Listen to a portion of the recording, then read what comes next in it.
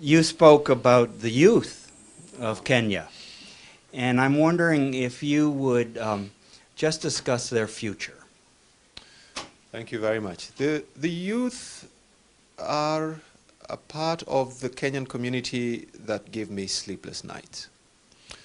They give me sleepless night because of, as I mentioned in my presentation today, if you look at the demographics, 60% under the ages of 16, 50% under the ages of 15.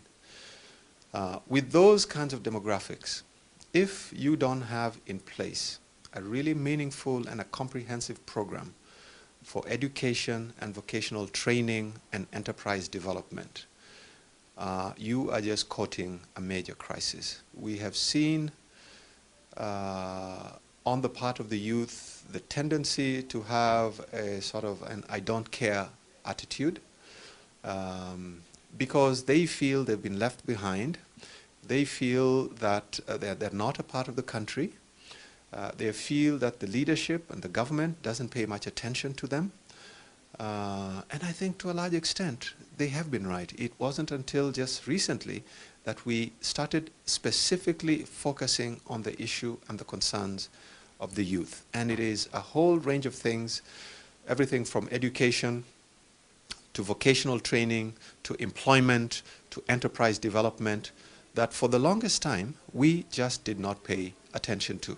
And we started paying dearly for it. The insecurity that we see in our country is because there's too many young people who, again, with a sense of hopelessness, a sense of no direction, who feel that the only way for them to earn a living, the only way for them to survive is through crime. So we have extremely high crime rates among the youth. We have extremely high rates of use and abuse of drugs among the youth. But that's because they're feeling desperate. There's a sense of desperation. And my hope and prayer is that with the renewed emphasis and focus on the youth, we have put in place quite a number of programs. We have what we call the Youth Enterprise Program and the Youth Enterprise Fund. This is a fund that gives young people access to credit to help them to set up little businesses of their own. It provides training for them so that they get the right skills in terms of the business, but also the business skills. We have also established, we are now revamping completely our polytechnics and vocational training centers. For many years, we let those fall behind in terms of maintenance and management and quality. The government is reinvesting afresh in polytechnics.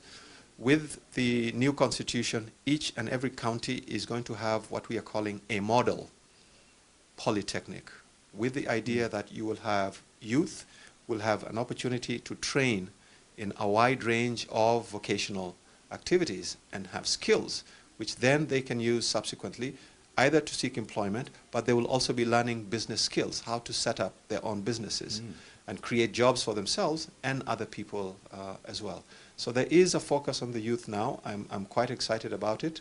We, in the last 7 years, introduced the free primary education program, which ensures that now that our children are able to at least to complete primary school, which is the first 8 years of school. We have now extended that to the secondary school as well, because before that you had a situation where the dropout rates, the attrition from primary school was incredible. Only 25% would get to the last year of their primary school.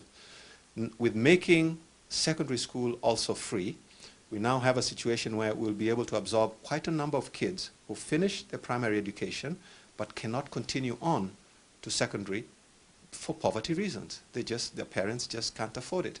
So that's now been opened up with a free education. Every kid who completes primary school will now be able to enter and do 4 years of secondary school. And I think that will make a difference. So that, together with the vocational training programs that we are installing, these enterprise funds and the introduction of microcredit facilities in many commercial banks, I think will make a big difference. Are the people of Kenya, in terms of thinking of the future of their youth, convinced that implementation of the Constitution will be critical to their futures? The people of Kenya do not even have to be convinced. It is the youth themselves who are convinced. They came out in huge numbers to vote for this particular constitution. 50% of the people who registered to vote in the referendum, 50% of them were newly registered voters, and a significant number of those were people between the ages of 18 and 25. They came out. We have youth groups all over the country, community-based organizations that work with youth, who conducted civic education programs about what is it that is in this constitution for the youth. So the youth came out very much to provide the civic education, but also to mobilize other youth to participate in the referendum, because the message to them was, this constitution has something for us.